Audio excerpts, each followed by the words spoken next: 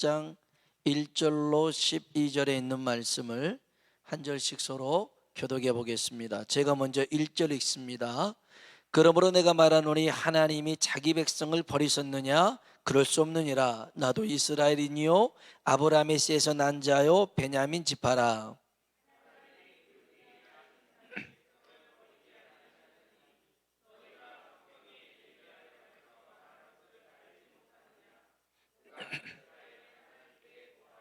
주여, 그들이 주의 선지자들을 죽였으며 주의 제단들을 헐어버렸고 나만 남았는데 내 목숨도 찾나이다 하니,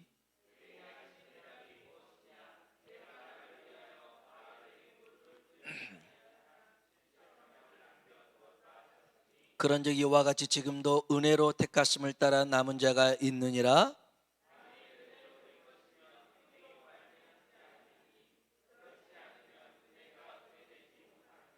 그런즉 어떠하냐? 이스라엘이 구하는 그것을 얻지 못하고 오직 택하심을 입은 자가 얻었고 그 남은 자들은 우둔하여졌느니라.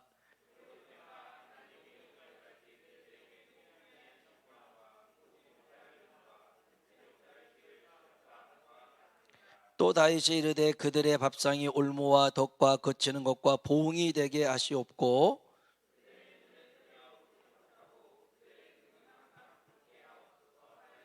그러므로 내가 말하노니 그들이 넘어지기까지 실족하였느냐? 그럴 수 없느니라. 그들이 넘어짐으로 구원이 이방인에게 이르러 이스라엘로 시기 나게 함이니라. 그들의 넘어짐이 세상의 풍성함이 되며 그들의 실패가 이방인의 풍성함이 되거든 하물며 그들의 충만함이리요. 아멘. 아멘. 한번 인사합시다. 하나님의 은혜가 당신에게 임하기를 원합니다. 하나님의 은혜가 당신에게 임하기를 원합니다. 아멘. 한 번 더. 하나님이 당신에게 복 주시기를 원합니다. 하나님이 당신에게 복 주시기를 원합니다. 아멘. 우리가 로마서 말씀을 수요 말씀 예배 때 보고 있는데 벌써 1년 정도가 됐습니다. 작년 9월 29일부터 시작했는데 이 로마서는 간단하게 말하면 교리에 관한 말씀이거든요. 복음의 기초에 관한 말씀입니다. 그래서 바울이 썼어요. 로마에 있는 성도들에게 썼습니다. 이 로마에 있는 성도들은 바울이 전도한 게 아니었어요. 오순절날 예루살렘에 와서 성령의 역사를 경험해서 돌아갔던 사람들이 교회를 세웠어요. 그게 로마 교회였습니다. 그래서 바울이 이 로마서를 쓴 목적이 있었습니다. 믿음을 견고하게 하기 위하여서. 그래서 로마서의 말씀을 계속 읽다 보면 우리의 믿음이 견고해집니다. 강해집니다. 이 로마서의 주제는 그거입니다. 오직 의인은 믿음으로 말미암아 살리라. 아멘. 교리라고 하는 것은 굉장히 이성적이거든요. 근데 이 교리서의 중심 주제가 믿음이라는 것입니다. 믿음이에요. 이성을 전제로 하지만 믿음이 없이는 이해할 수 없는 책이 로마서입니다. 그래서 이 로마서는 크게 두 개로 나눠집니다. 1장부터 11장. 여기는 교리적인 부분이고요. 12장부터 16장은 윤리적인 부분입니다. 교리는 뭐냐? 어떻게 믿어야 할 것인가? 그리고 윤리는 어떻게 살아야 할 것인가? 이 두 가지가 중요합니다. 어떻게 믿어야 할 것인가? 어떻게 살아야 할 것인가? 우리가 제대로 알고 믿어야 제대로 살게 될 줄로 믿습니다. 우리는 지난 시간 거룩한 시기심이라는 말씀을 나눴는데 죄에 대해서 용납하지 않는 그 하나님의 마음을 아론의 증손자였던 비느하스에게 부어주잖아요. 그래서 이 비느하스가 하나님의 그 마음, 거룩한 시기심으로 범죄 행동을 제거하지요. 또한 순종하지 않았던 이스라엘 백성들의 구원의 은총을 이방인에게 돌립니다. 그래서 구원에 대한 거룩한 시기심을 갖도록 하셨죠. 하나님이 이렇게 하신 까닭이 있어요. 예레미야 예가 3장 33절에 보면 이런 말씀이 있습니다. 주께서 인생으로 고생하게 하시며 근심하게 하심은, 한번 따라 합시다. 본심이 아니시로다. 아멘. 우리가 인생을 고생하면서 근심하면서 살아가게 하는 것, 하나님의 본심이 아니래요. 우리가 그렇게 살아가기를 원치 않는다는 거예요. 히브리서 12장 6절에 보니까 주께서 그 사랑하시는 자를 징계하시고 그가 받아들이시는 아들마다 채찍질 하심이라. 아멘. 여러분, 하나님께서는요, 하나님이 사랑하는 자녀들, 하나님이 사랑하는 백성들, 그들의 삶을 관여하시고 그들의 삶을 간섭하신 줄로 믿습니다. 아주 작은 것 시시콜콜하게 말씀하실 때가 있어요. 여느 때는 그 말씀이 잔소리처럼 귀찮을 수 있습니다. 아우, 그만 좀 하시죠. 저도 알아서 다 할 텐데 왜 자꾸 말씀하셔요? 라고 따져 물을 수 있습니다. 솔직하게 생각해 봅시다. 여러분, 알아서 잘하는 사람 어디 있어요? 알아서 공부하던가요? 알아서 일 잘하던가요? 아니요. 신앙은 더더욱 알아서는 잘 못해요. 알아서 하나님의 뜻대로 살고 알아서 순종하고 자기 스스로 알아서 기도하는 것 못합니다. 그래서 하나님이 자주 말씀하셔요. 자주 말씀하시는 것은 중요하다는 뜻이에요. 하나님이 내게 자주 말씀하신다는 것은 그것을 통해서 역사하시겠다라는 뜻이에요. 주님이 왜 자꾸 시험에 들지 않게 깨어 기도하라 제자들에게 그러겠어요? 시험이 다가오니까 그 시험을 이길 힘이 기도다. 못 알아먹잖아요. 그러니까 시험에 빠지죠. 주님이 그래요. 여기 예루살렘 떠나지 말고 하나님이 약속하신 것을 기다려라. 성령을 기다리라는 거였어요. 그 말씀을 붙들고 기다렸더니 오순절 날에 그들에게 성령이 임한 줄로 믿습니다. 하나님께서요, 이처럼 우리의 삶 속에 자꾸 개입하셔가지고 말씀하시는 것 자체가 뭐냐? 은혜인 줄로 믿습니다. 여러분, 하나님이 인생에게 내리는 최고의 형벌이 뭐냐면 유기입니다. 유기, 버려둔다는 겁니다. 버려두는 거예요. 간섭하지 않는다는 것입니다. 우리가 간혹 세상 사람들 보면, 야, 저 사람은 하나님을 알지도 못하고 안 믿고 교회도 안 나오고 멋있게 사는 것처럼 보이잖아요. 하나님의 간섭 없이 사는 게 부럽기도 하잖아요. 여러분, 그렇지가 않습니다. 하나님이 간섭하지 않는 그 삶은 저주입니다. 재앙입니다. 그 삶의 끝은 심판일 수밖에 없습니다. 하나님은요, 죄에 대해서 거룩한 시기심을 일으켰고 구원에 대해서 거룩한 시기심을 일으켰습니다. 이제 이 이스라엘 백성들이 나중에 보겠습니다. 하나님에 대해서 관심을 두지 않아요. 그 구원의 은총을 이방인에게 옮겼죠. 그렇다고 해서 하나님이 택한 백성을 버리실까요? 11장 1절입니다. 11장 1절 한번 읽어보겠습니다. 그러므로 내가 말하노니 하나님이 자기 백성을 버리셨느냐? 그럴 수 없느니라. 나도 이스라엘이니요 아브라함의 씨에서 난 자요 베냐민 지파라. 아멘. 하나님이 자기 백성을 버리셨느냐? 그럴 수 없더라는 것입니다. 하나님은 하나님의 백성을 버리지 않는다는 것입니다. 그 백성을 은혜로 붙들고 계신 줄로 믿습니다. 자, 2절로 5절 한번 볼까요? 2절로 5절입니다. 하나님이 그 미리 아신 자기 백성을, 너희가 성경이 엘리야를 가리켜 말한 것을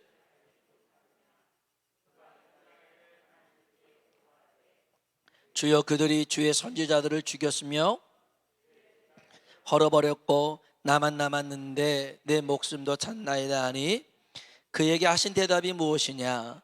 내가 나를 위하여 바알에게 무릎을 꿇지 아니한 사람 7,000명을 남겨두었다 하셨으니 그런즉 이와 같이 지금도 은혜로 택하심을 따라 남은 자가 있느니라. 아멘.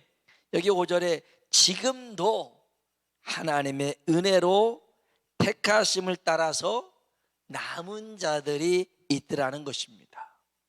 아무리 죄악이 가득한 그 속에 있다 할지라도 거기에 하나님의 은혜로 붙들어서 구원받는 자가 있더라는 것입니다.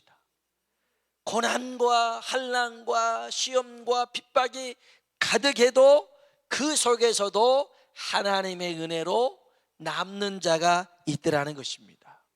왜요? 하나님의 은혜가 붙들고 있기 때문에 그렇습니다. 그래서 세상으로부터 교회가 박해를 받고 세상으로부터 성도들이 핍박을 받아도 하나님의 은혜가 붙들고 있으니 그곳에서 남는 자가 있어요. 남는 자가 있어요.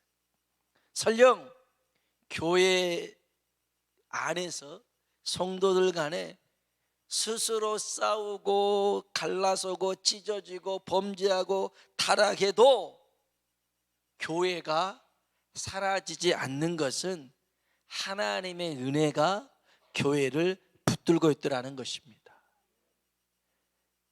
그 아합의 시대에 바알을 섬겼던 그 모든 사람이 그렇게 다 바알 편에 선 줄 알았는데 하나님의 은혜로 붙들고 있는 사람이 몇 명이라고요? 7,000명이에요. 7,000명이에요. 코로나 시기에 5만 5천 개 교회 중에 10,000개 교회가 문을 닫았다고 하는 이 시기에도 하나님이 붙들고 있는 교회가 있고 하나님이 붙들어서 사용하는 성도들이 있고 하나님께서 붙들어서 예배해 두신 사람들이 있는 줄로 믿습니다. 있어요. 결코 하나님이 그 은혜를 손 놓지 않은 줄로 믿습니다. 하나님의 은혜가 붙들고 있기 때문에 우리가 살아가고 있습니다. 가끔 우리가 착각하는 게 있습니다. 자기 자신을 뭔가 대단한 것처럼 착각할 때가 있어요. 내가 구원받는 것, 내가 하나님의 자녀가 된 것, 내가 주의 종이 된 것, 그래도 다른 사람보다 좀 더 잘났으니까, 기도 좀 더 하니까, 순종 잘 하니까, 이래서 하나님이 나를 구원하고 나를 주의 종 삼았을 거라고 착각하는데 그렇지 않아요. 그렇지 않아요. 여기 6절 보세요. 6절 같이 한번 읽어봅시다. 만일 은혜로 된 것이면 행위로 말미암지 않음이니 그렇지 않으면 은혜가 은혜되지 못하느니라. 아멘. 우리가 행위로서 뭔가 하나님 앞에 잘난 것이 있더라면 그걸 은혜라고 말할 수가 없어요. 우리가 뭔가 열심을 내서 구원을 받고 복을 받았다, 그러지 못해요. 우리가 구원받고 하나님 자녀 되는 것은 모든 것이 다 하나님의 은혜인 줄로 믿습니다. 그런데 엄밀히 따져보면 이 은혜가 우리를 위한 것, 나를 위한 것 같지만 사실은 우리에게 주신 은혜는 하나님 당신을 위한 은혜였습니다. 4절 보십시오. 중요한 말씀이 있습니다. 4절입니다. 그에게 확신하신 대답이 무엇이냐? 내가 나를 위하여 바알에게 무릎을 꿇지 아니한 사람 7,000명을 남겨두었다 하셨으니. 아멘. 바알에게 무릎 꿇지 않았던 7,000명의 사람이 믿음 좋은 사람이잖아요. 숨어 지내면서도 그 믿음 지켰던 사람, 열심히 있었던 사람 아닙니까? 그런데 하나님이 이렇게 말씀하셔요. 내가 나를 위하여. 하나님이 하신 거라는 것입니다. 그들이 믿음이 좋아서가 아니라 하나님이 그렇게 그들의 믿음을 불어넣어 주시고 붙잡아 줘서 하나님을 위해서, 하나님의 나라를 위해서, 하나님의 영광을 위해서 남겨두셨더라는 것입니다. 시편 23편 1절 2절에 보면 여호와는 나의 목자시니 내게 부족함이 없으리로다. 그가 나를 푸른 풀밭에 누이시며 쉴 만한 물가로 인도하시는도다. 하나님이 다 나를 이렇게 챙겨주는 거잖아요. 푸른 풀밭도 쉴 만한 물가도 나를 위해서 챙겨주신 거잖아요. 그런데 3절에 보면 내 영혼을 소생시키시고 자기 이름을 위하여 의의 길로 인도하시는도다. 자기 이름이 뭡니까? 하나님의 이름입니다. 하나님이 우리를 이렇게 인도해 주시고 보호해 주시고 축복해 주신 것은 우리를 통하여서 하나님을 나타내고 하나님의 영광을 드러내기 위함인 줄로 믿습니다. 여러분, 우리가 세상을 살아가는 이유, 우리가 구원받은 이유, 우리가 하나님 앞에 복을 받는 이유는 잘 먹고 잘 살아고가 아니라 하나님의 영광을 나타내라는 것입니다. 그 영광을 가로채지 말고 여러분에게로 돌리지 말고 하나님께로 올려드리시길 주의 이름으로 축복합니다. 자, 하나님은 택한 백성들이 실수했어요. 연약했어요. 넘어져서 실패했어요. 그런데 그것을 통해서도 하나님의 계획은 계속 이루어 가시더라는 겁니다. 우리 로마서 11장 11절 12절 볼까요? 로마서 11장 11절 12절 읽어봅시다. 그러므로 내가 말하노니 그들이 넘어지기까지 실족하였느냐? 그럴 수 없느니라. 그들이 넘어짐으로 구원이 이방인에게 이르러 이스라엘로 시기 나게 함이니라. 그들의 넘어짐이 세상의 풍성함이 되며 그들의 실패가 이방인의 풍성함이 되거든 하물며 그들의 충만한 일이요. 아멘. 아멘. 이스라엘 사람들이 넘어지고 실패해서 그 구원의 은총이 이방인에게로 넘어갔지만 하나님의 계획이 실패한 것이 아니고 그를 통해서 또다시 이스라엘 사람들도 구원하고 온 민족이 구원하는 것이 하나님의 큰 뜻인 줄로 믿습니다. 여러분, 우리는 가끔 우리가 어떤 일에 선택하고 결정하는 그 일에 실패를 맛볼 때가 있어요. 그래서 이게 이제 하나님의 계획과 틀어지지 않을까. 이스라엘 백성들이 저 가나안 땅을 정탐하고 하나님이 예비해 놓으신 그 땅, 하나님이 계획해 놓으신 그 땅을 믿음으로 차지하면 되는데 글쎄 염려 근심이 앞선 거였어요. 그래서 불평하기 시작하고 하나님 앞에 원망하기 시작해서 광야로 다시 40년을 돌게 됩니다. 어찌 보면 하나님의 계획이 틀어진 거잖아요. 이들의 실패함으로 말미암아 하나님의 계획이 이루어지지 않는 거 아닙니까? 그런데 하나님은 그 실수하고 실패했던 광야 40년 그 시간 동안 그들과 함께 하신 줄로 믿습니다. 여러분, 이건 중요한 얘기예요.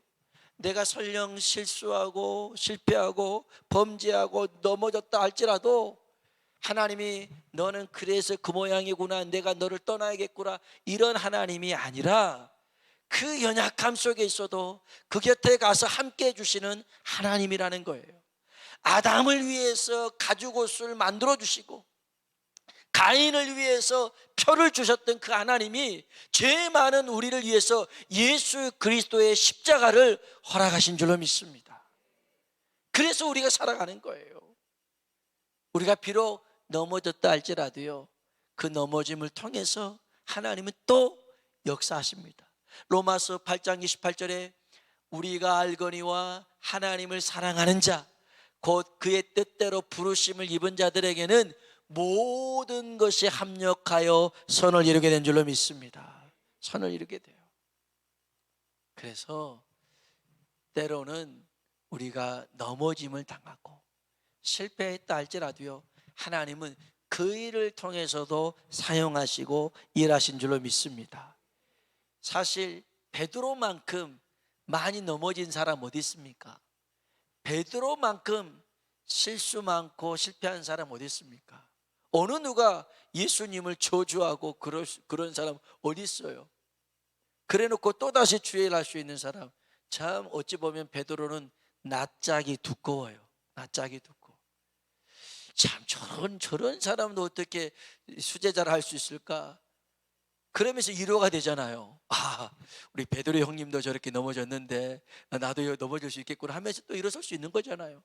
베드로가요, 베드로 전후서를 보더라도 그 고난 속에 있는 사람들을 얼마나 위로를 잘한 줄 아세요? 그 베드로 전서 보면 실패하고 넘어지고 쓰러진 자들 잘 다독입니다. 왜냐하면 자신이 넘어져 봤거든요. 자신이 힘들어 봤거든요. 괜찮아 괜찮아, 다시 일어나면 돼, 이렇게 베드로란 말이에요.